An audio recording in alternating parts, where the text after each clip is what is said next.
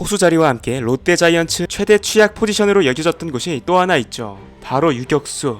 확실한 주전을 구하지 못해 어려움을 겪어왔고 외부 FA로도 이 문제를 해결하지 못했는데요. 그러던 2025년 암울했던 토종 유격수 역사를 바꿀 수 있는 선수가 등장하게 되는데, 그렇다면 지난 10년간 이 롯데 유격수 자리를 맡아왔던 선수들은 누가 있었을까요?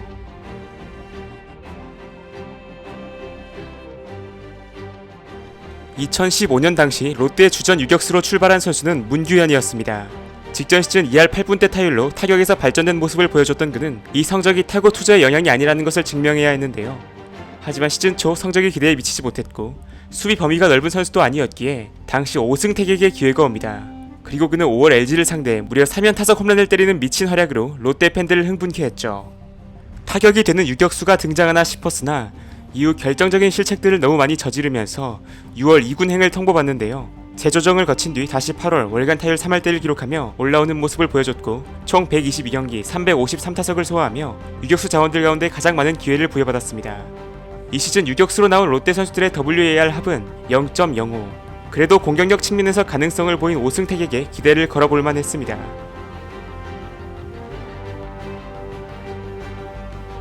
그러나 2016년 그는 자신의 파울 타구에 맞아 정강이 분쇄 골절이라는 큰 부상을 당하게 됩니다. 자연스럽게 주전 유격수 자리는 다시 문규현에게로 왔고 그는 5월 월간 타율 3할 4푼 9리에 OPS 0.942를 찍는 놀라운 활약을 보여주게 됩니다.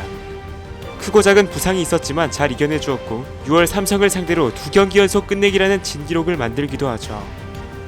전반기 타율 3할 1푼을 기록했던 그는 후반기 들어 성적이 곤두박질치며 아쉬운 마무리를 했지만 수비에서도 많은 기여를 하며 충분히 괜찮은 시즌을 만들었고 전역 후 돌아온 신봉기가 3할대 맹타를 휘두르며 기대감을 심어주었습니다.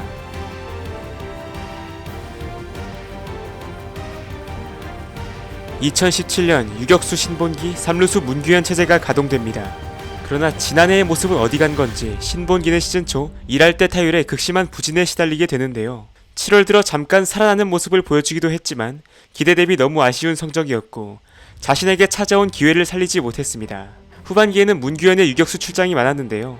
1사 만루에서 확실한 병살타성 타구에 홈 송구를 해 만루 위기를 이어가게 하는 등 아쉬운 수비를 했다가 또 어떤 경기에서는 기가 막힌 슬라이딩 캐치를 보여주기도 합니다. 후반기에 타격이 살아나며 2할 7푼의 타율로 시즌을 마무리했는데 337타석에서 단 10개의 볼넷을 얻는데 그치며 WRC 플러스 60이라는 처참한 세부 지표가 찍히게 되었죠. 그리고 시즌 종료 후 FA가 되었는데 당시 시장에 마땅한 대안이 없었고 팀 내에서 그보다 낫다고 할 수 있는 유격수가 없는 것이 현실이었습니다. 최종적으로 문규현은 2+1년 총액 10억 원에 롯데와 재계약합니다.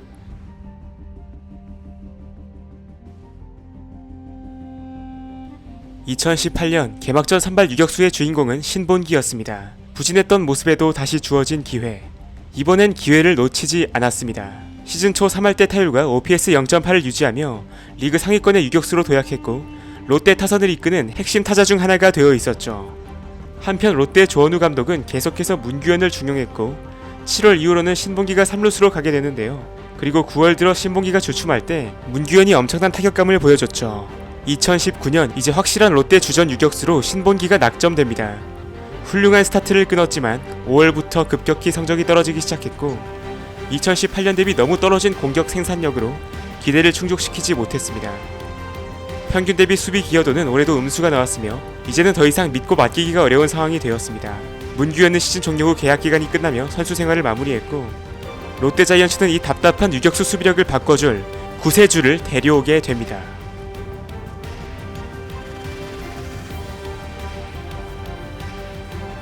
총액 60만 달러, 새로운 롯데 유격수 딕슨 마차도의 등장이었습니다. 성민규 단장이 타격에서 큰 기대를 하지 않는다고 했는데 실제로 타격은 아쉬웠습니다. 근데 수비가 너무 말도 안 되게 좋았습니다. 6월 이후 타격도 점차 살아나기 시작했고 7월 초까지 실책이 단 하나에 불과했을 정도로 견고한 수비를 보여줍니다. 어느덧 타율을 3할대에 접어들었고 8월 월간 OPS 1을 넘기며 수비형 외국인 타자로 남을 생각이 없음을 알리죠. 근데 솔직히 너무 많이 나왔습니다. 9월 이후엔 지친 모습을 보였는데 유격수가 단 한 경기를 안 거르고 144경기를 소화했으며 수비 이닝은 1180이닝에 달했습니다. 그래도 2할 8푼의 타율에 12홈런으로 기대 이상의 공격력에 기존에 한국에서 볼 수 없었던 차원이 다른 수비를 여러 차례 보여주며 암울했던 롯데 유격수의 역사를 환하게 바꾼 마차도였습니다. 그렇게 재계약 체결을 맞이한 2021 시즌 마차도는 첫 경기에서 머리에 공을 맞고 후송됩니다. 정말 다행히도 빠르게 돌아왔고 5월 들어 4홈런을 때려내는 등 부족했던 장타력까지 살아나죠. 그런데 믿었던 수비에서 생각보다 실책이 좀 나오며 가뿐 공격형 유격수가 되나 싶기도 했는데요. 하지만 이후 마차도의 타격은 아무리 수비를 보고 데려왔다고 해도 분명 아쉬움이 있었습니다. 10월 이후 반등에서 타율 2할 7푼 9리, OPS 0.720을 기록했으며 특유의 수비력은 여전했습니다. 시즌 종료 후 그와 재계약을 해야 하느냐를 놓고 의견이 갈렸는데 최종적으로 마차도와 롯데의 동행은 2021년을 끝으로 마무리됩니다.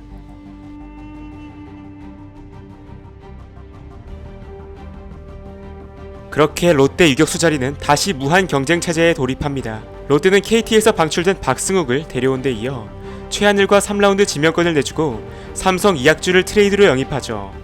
워크애식 문제와 성적 부진으로 주전에서 밀려났던 그가 이제 롯데라는 기회의 땅에 오게 된 건데요.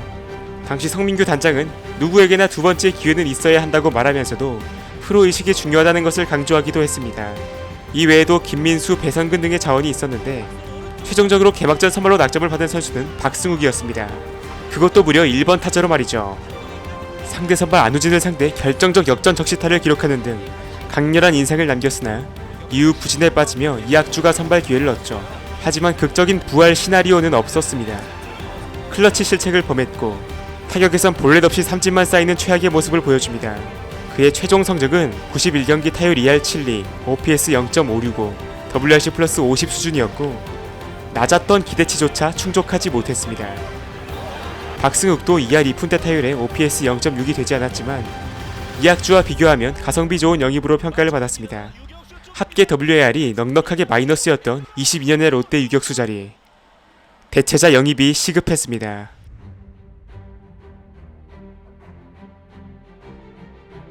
롯데는 시즌 후 FA로 나온 유격수 노진혁에게 4년 50억을 투자해 유격수 자리를 보강합니다. 뿐만 아니라 유강남을 80억에 영입해 롯데의 취약 포지션 두 자리를 모두 메꿨고 투수 뎁스 보강을 위해 한현희까지 데려왔죠. 그렇게 팬들의 기대를 모으며 시작된 2023 시즌, 노진혁의 출발은 좋지 못했습니다. 일할 때 타율에 허덕이며 걱정을 키웠는데 다행히 4월 말부터 타격감을 끌어올리기 시작했죠. 그리고 5월이 되자 롯데 타선을 이끌기 시작합니다. 대부분의 타격 지표에서 팀 내 1위를 찍었을 정도로 엄청난 존재감을 보였죠. 그러나 6월 옆구리 통증으로 1군에서 말소되고 복귀한 후 타격감이 떨어지게 됩니다. 내구성이 좋지 않다는 우려가 현실이 되었고 이적 첫 시즌 타율 2할 5푼 7리에 4홈런 51타점으로 기대했던 성적을 보여주지 못했습니다. NC 상대로 1할도 못 치며 친정사랑을 보여주었는데 그래도 반등의 여지가 있고 직전 시즌 롯데 유격수 상황이 워낙 처참했었던 터라 기대를 계속 걸어봐야 했죠. 한편 백업으로 활약된 이학주는 여전한 타격 성적과 수비를 보여줬고 배영빈이라는 선수가 잠깐 잘했는데 음주운전 적발로 방출되는 사태도 있었습니다.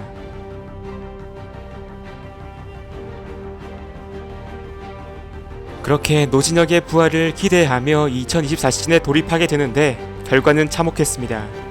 3월에 1할대를 치더니 4월엔 10경기 겨우 2안타를 치는데 그치며 그냥 타격의 감을 못 잡고 있었기 때문이었는데요. 유강남 한현희와 함께 FA 3인방이 모두 2군으로 내려가는 충격적인 상황이 벌어지고 다시 1군에 올라온 뒤에도 부진하며 팬들의 기대치는 사라지게 됩니다. 이러한 상황 속 주전 유격수 자리는 다시 박승욱에게로 가는데요. 3, 4월에 진짜 너무 못하면서 속을 태웠던 그였는데 갑자기 5월 월간 타율 3할 4푼 4리를 때려내는 대반전을 만들어냈죠. 한편 3, 4월 타격감이 좋았던 이학주는 5월부터 부진을 겪으며 주전 유격수는 점차 박승욱으로 굳어집니다. 그렇게 그는 총 139경기에 출전했고 커리어 첫 한 시즌 100안타를 치며 의미 있는 시즌을 만들게 됩니다.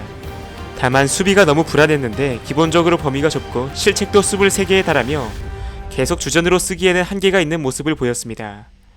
공수 모든 면에서 무너진 노진혁은 완전한 먹튀가 되었고 이학주는 시즌 후 방출 통보를 받게 됩니다.